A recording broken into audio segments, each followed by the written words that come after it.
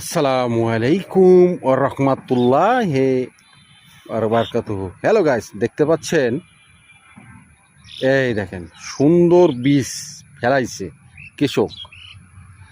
এই বীজ সারা বাংলাদেশ যাবে, এখানে ভালো ভালো বীজ পাবেন। এই বীজগুলা এরা ফেলায়, এত সুন্দর বীজ, সব বীজগুলা ভালো পাবেন, ভালো ভালো পাবেন।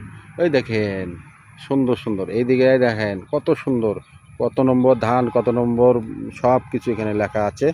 এই দেখেন সুন্দর সুন্দর বীজ, এই বীজগুলা সারা বাংলাদেশে যায়। এই দেখেন, ওই দেখেন ওখানে সব কিছু দেখেন, এক এক মুরব্বী লোক দেখেন ওই পাখি খাবে এই যেন ওখানে পড়া দিচ্ছে।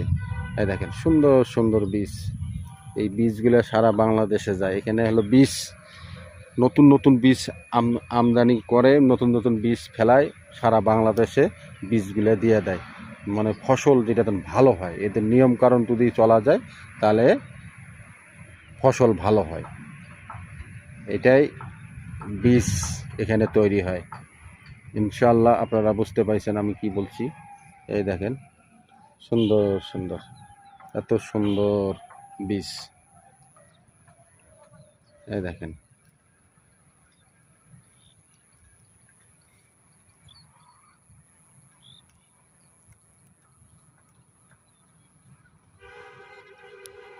ওই যে ওই সাইডে আবার ফেলাইছে নতুন করে, দেখেন ওই যে যাইতে পারছি না, ওই দেখেন নতুন করে ফেলে দিয়েছে।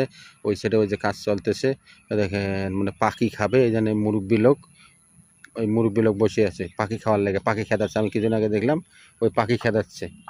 তাই ওইটাই আপনাদের বলতে চাচ্ছি, এই বীজগুলো সারা বাংলাদেশে চলে যায়, ভালো ভালো বীজ পাবেন। জমিতে যারা কৃষি আবাদ করে তাদের জন্য লাভ। এটাই। আসসালামু আলাইকুম ওয়া রাহমাতুল্লাহি ওয়া বারাকাতুহু।